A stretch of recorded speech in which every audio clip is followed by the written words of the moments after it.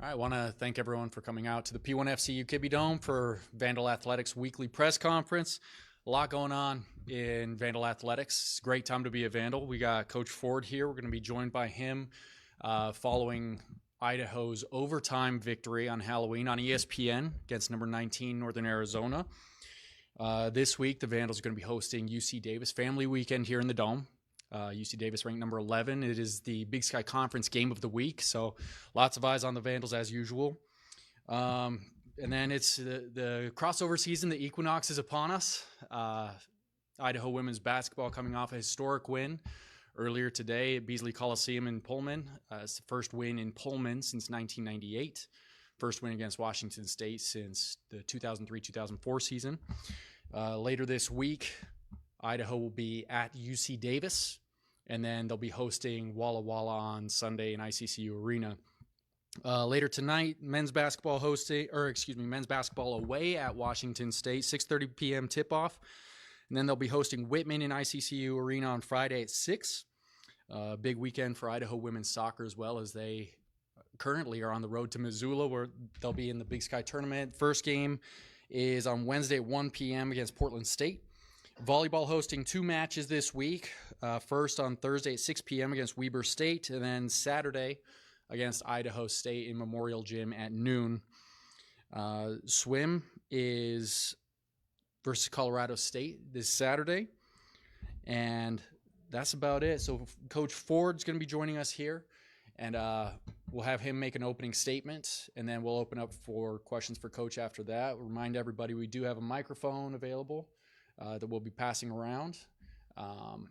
We'll hold off on health-related questions until Thursday's media availability. Coach Ford. All right. Thanks, Austin. Before we get started, huge shout out to women's basketball. Big time win against the Cougs. Anytime the Vandals beat the Cougs in anything, I'm very excited. And I'm very excited for Coach Marrera and his girls. They did a phenomenal job. That's going to be a fun team to watch all season. Men is next tonight, so hopefully we can go out there and get a dub with men's basketball. Coming off of a very exciting weekend for Vandal football. Had a big-time win against a ranked opponent on the road. First road win of the season and first ranked win of the season as well. We're extremely proud of our guys. Faced extreme adversity in the game. Some of it was self-inflicted. We gave up a blocked punt. We got a few extra point blocked. Gave up a couple of big plays from their offense. But we knew that they were a very good offense. They have probably one of the best receivers in the conference, one of the better quarterbacks in the conference. So our defense really played exceptional most of the night, especially in the first half. And then they made some adjustments, but we came back and made some similar adjustments on defense to kind of get the stops that we needed in the end. Eli Cummings had a great day, another all-purpose type day, had almost 200 yards all-purpose, had a couple of touchdowns. Really should have had 3. I thought the last play of the game was a touchdown, but they ruled him out of bounds at the 1, and you're bringing the Homedale Hammer to finish the way. So very good win for our guys, but we're back at home. So excited to be back in the Dome. It's family weekend. It's just something that we're really excited about, getting it back in front of our fans. We really encourage everyone that's in town to get to the game. It's going to be a really historic game, I think. We have not beat UC Davis in our last 5 opportunities, and this is our year. I feel like we can get after them and get them. So we're very much looking forward to the weekend, being back at home with a little bit more rest. It was a nightmare to play the short week, but it gives you a long week the following week, and I think our players have really enjoyed the time off on Saturday and today and would really be healthy coming into Saturday. So, again, very excited for the opportunity to play against another ranked opponent, and I'll open it up for any questions you guys have.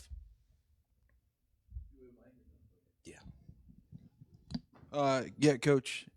Is the offense hitting its stride schematically, or would you say that the health of Joshua Wood and Eli Cummings coming back has helped boost the offense? Well, I think we're doing some things better schematically. Like I said, after kind of the Eastern Washington game, I've been a little bit more involved with offense, just really trying to get us to where we're doing things we're really good at and having a bunch of things off of those looks. And I think we've done a really good job. Coach Linehan's done a great job calling plays the last couple of games, really, including, nakeds, play action stuff, down the field, screens, just really opening up our playbook a little bit more. But it certainly helps to have Joshua back almost fully healthy, and now Eli's fully healthy. And you really saw that the last 2 weeks. Again, I think he went for 178 total yards against Portland State and 184 yards this past weekend against NAU. But those two guys are dynamic. You're also seeing our receiving core starting to grow up a little bit. Ryan Giziaro, Marquand McCraney, true freshman Nolan McWilliams really stepping up. I think 8 different players caught a pass in the game. So definitely getting some things more dialed schematically and getting our playmakers the ball. What would you like to see transition from offense and defense into this UC Davis game? I don't know that I want to see anything necessarily different. I think we got to continue our momentum on offense and defense. Took a little bit of a step back on special teams, I thought, in this past game. So we need to get back to playing better special teams. But I think offensively and defensively, definitely hitting our stride, especially on defense. I think we've really kind of found a formula that works for our players, allows them to play fast and free. And we're sticking together as a group. I think that's probably been the most important thing over these last 3 weeks, is our guys really coming together as a group, playing for each other, and seeing the importance of small things like picking your teammates up. And so those things have been really paramount, I think, in the last 2 wins for us. We talked about it a little bit after the game. It was kind of alleviating to get the ranked win. Obviously you have confidence in your team. Does it bring any confidence to yourself as a coach getting this win? No, I'm always going to be confident. I know that I'm one person and I can only do as much as I can.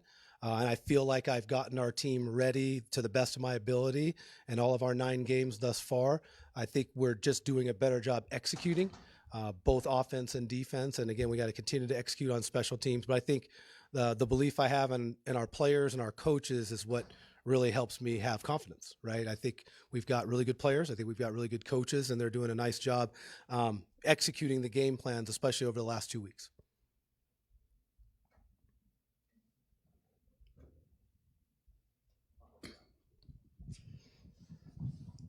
Coach, that was a game that you won in a way we hadn't seen you win before. We saw you win a game that was a battle back and forth, kind of all in St. Thomas, and then in your other wins, you kind of won it wire to wire. But I have a game where you go up big, then the lead disappears, and then you got to go down the field, force overtime, and win in overtime.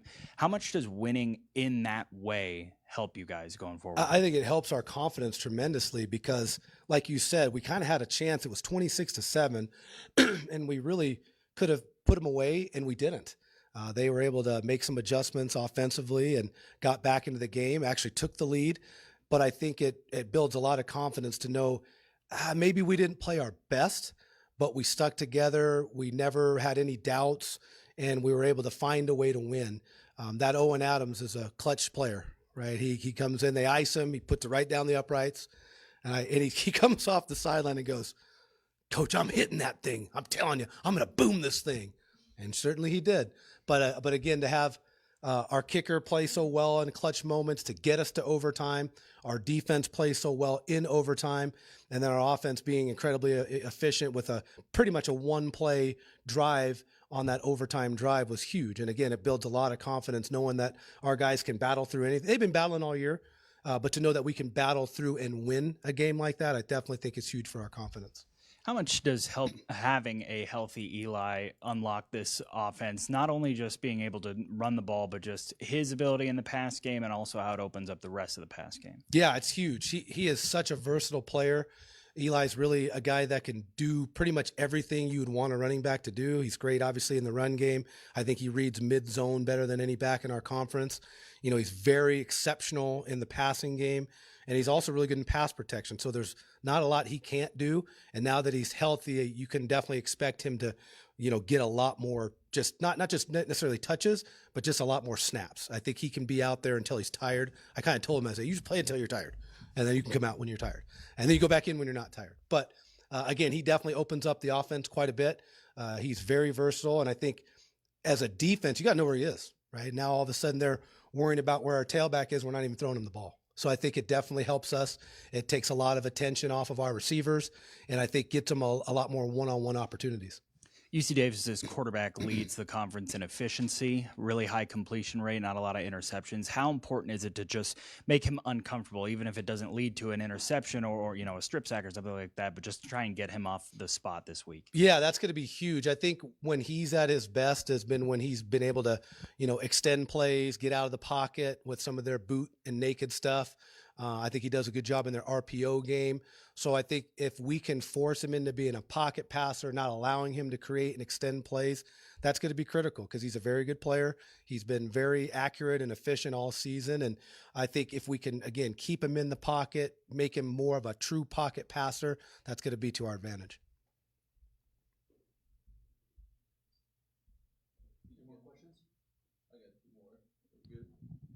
Yeah, Coach. I assume coming into the year, I positive that when you first got hired, it's a multi-year project. It's not just a one-year thing.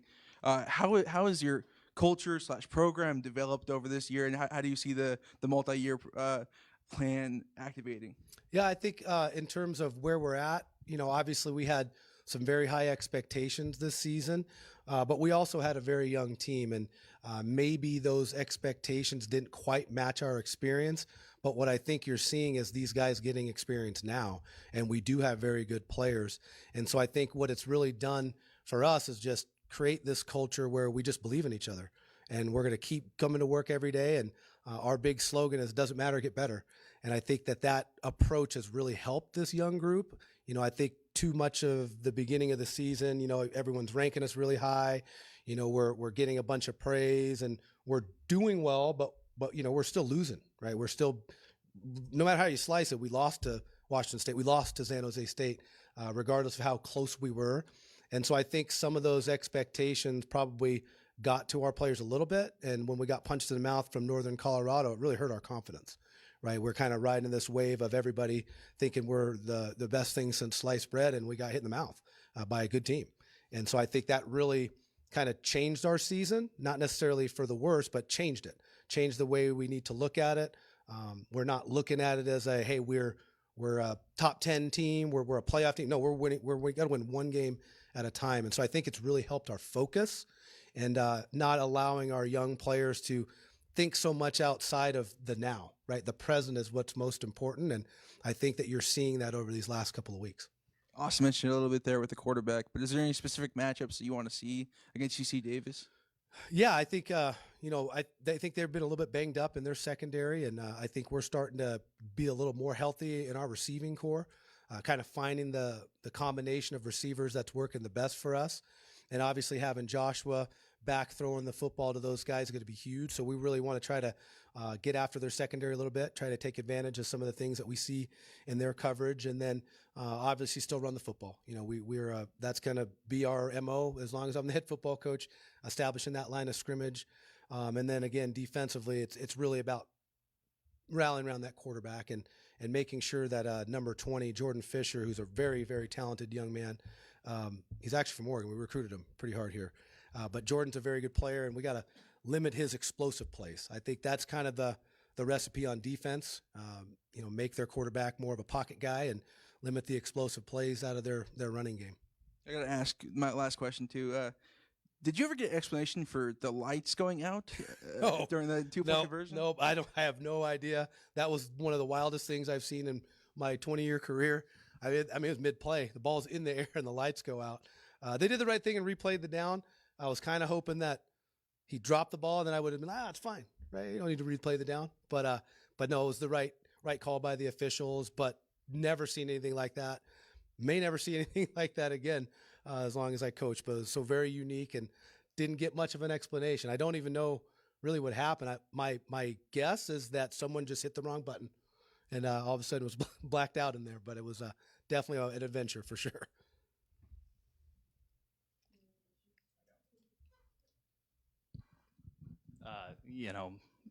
Big family weekend, ranked opponent coming to town. What are you expecting out of the Kibbie Dome crowd this weekend? Well, I'm expecting them to show out, right? I think that the Vandal family has has really done a great job supporting us all year. Obviously, we had a little bit of a skid there where we weren't performing and getting our wins, but I don't think that our faithful really wavered much. And I'm expecting that place to be pretty packed on Saturday and give us a great home field advantage that we really have here in the Dome.